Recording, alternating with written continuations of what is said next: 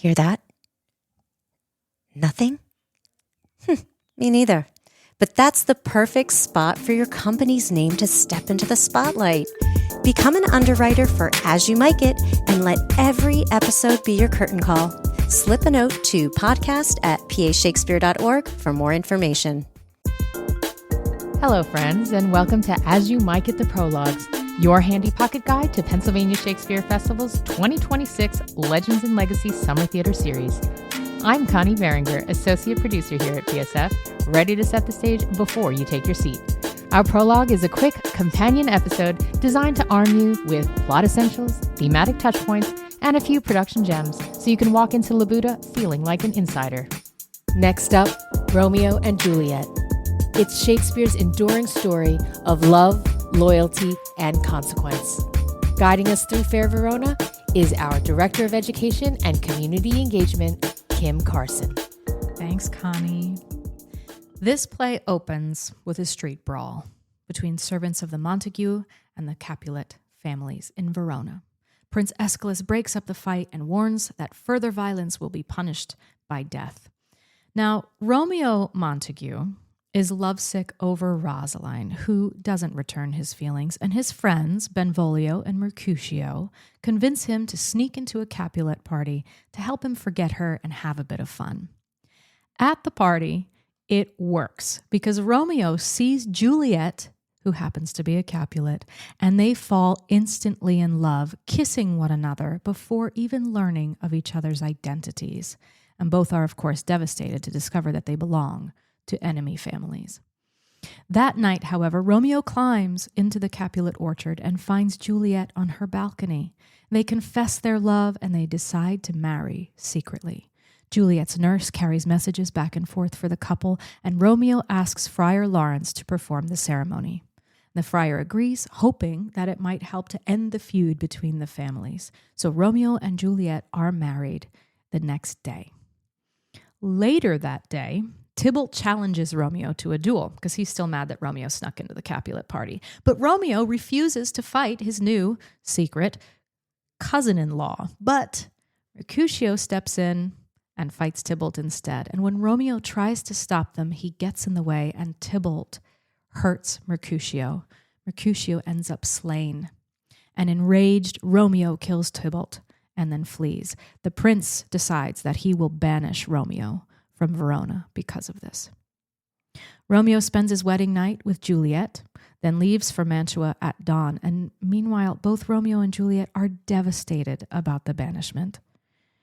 Juliet's parents believe that she's upset about the loss of her cousin, and to cheer her up, they arrange for her to marry Count Paris in 3 days. Of course, they're unaware of her secret marriage to Romeo. Desperate now, Juliet seeks help from Friar Lawrence. And Friar points Juliet to the apothecary who will give her a potion that will make her appear dead for about 42 hours. And the plan is for her to take it the night before the wedding to Paris to fake her own death, be placed in the family tomb, and then wake up to meet Romeo, who will be sent a message of the plan so that he can meet her in the tomb and take her away with him to Mantua. So Juliet drinks the potion and is discovered to be dead the next morning. Her family grieves and places her body in the Capulet tomb. However, the friar's message never reaches Romeo. Instead, Romeo only hears that Juliet has died. So Romeo buys poison and rushes to Juliet's tomb. And there he encounters Paris, who's guarding the tomb. He fights him. He kills him. Romeo drinks the poison and dies beside his love, Juliet. Moments later, Juliet awakes, finds Romeo dead, and stabs herself with his dagger. The families and the prince arrive at the tomb. Friar Lawrence explains everything that's happened, and devastated by the loss of their children, the Montagues and the Capulets finally decide to end their feud, and they agree to erect golden statues honoring their children, Romeo and Juliet. So there's the plot, right? That's what happens in the story. But what's the point, right? What are the things we want to think about when we come and see this show? I want you to consider all the examples that you can find of love and passion. Now, Jason King Jones, our artistic director, and also the director of this summer's production, and I had a pretty good chat about the play. And I asked him a question that always bothers me. Are they really in love? And his response was, they are. They're in love the way they understand love to be. The tragedy is more acute when they are really in love. He said that Juliet is primed for marriage and love by her parents, and Romeo is primed for love by his unrequited desire for Rosaline. And here is his love returned by Juliet. So yes, they really are in love as they understand it to be. And Shakespeare presents their love as an overwhelming force that transforms identity and defies reason. Juliet says, "My bounty is as boundless as the sea, my love as deep. The more I give to thee, the more I have, for both are infinite." Now, this imagery of boundlessness captures love's intensity, but it also hints at its danger. Romeo describes their first kiss as letting Juliet take my sin, he says. He uses religious language, elevating their love to something sacred, yet also suggesting its transgressive nature. There are so many more examples of love and passion in this play, and I hope you look for them all as you're watching. The next thing I want you to think about when you see this show is this idea of fate versus free will. There's a prologue in this piece that opens the show that basically tells you what the play is about, but it immediately establishes the lovers as star-crossed, suggesting that cosmic forces doom them. And when Romeo hears of Juliet's death, he defies destiny. "Then I defy you, stars," he yells.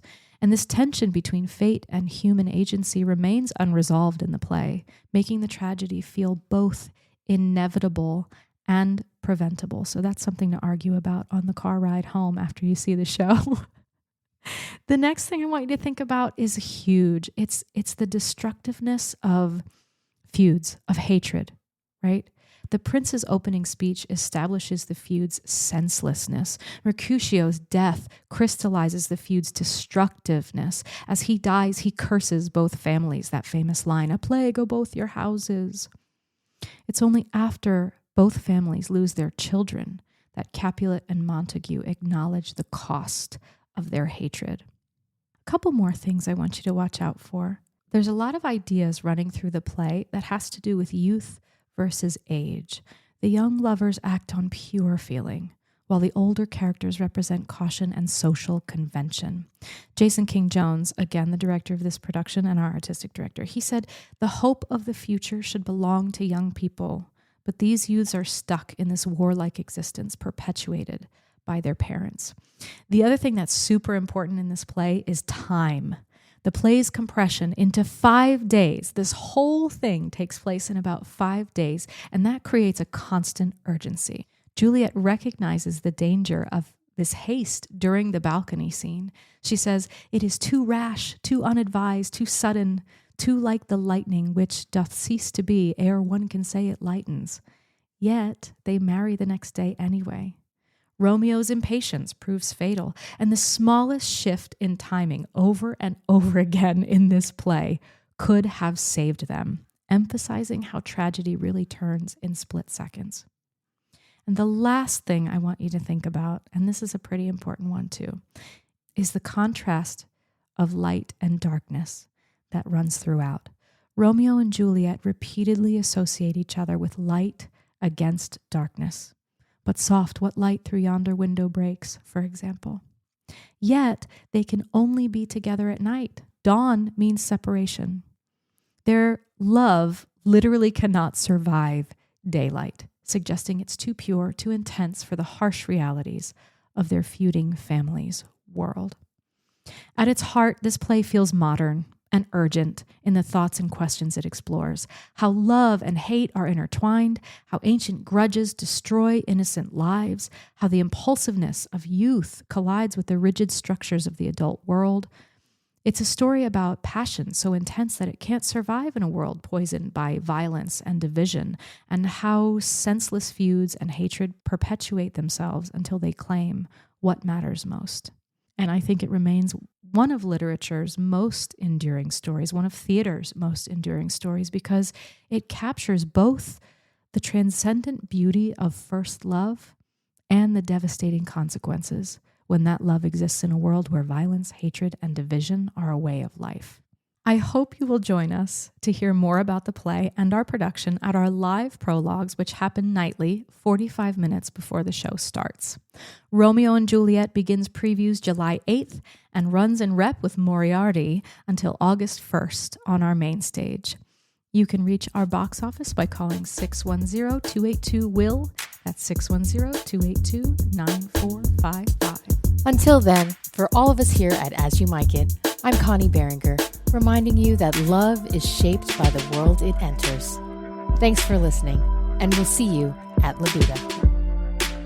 Thank you for listening to As You Mic It, a Pennsylvania Shakespeare Festival presentation recorded on the beautiful campus of DeSales University. Our music is by Cedric Lamar, with hosts Jason King-Jones, Kim Carson, and Connie Berenger. For more information on our summer theater series, giving opportunities, tickets, and more, visit pashakespeare.org. Be sure to like, subscribe, and we'll see you at La Buddha. Legends, lovers, and timeless drama. It's all happening at PA Shakespeare Festival this summer. Join us for the Legends and Legacy season, celebrating our 35th anniversary. Subscriptions to the 2026 Summer Theater Series are on sale now. Get yours at pashakespeare.org.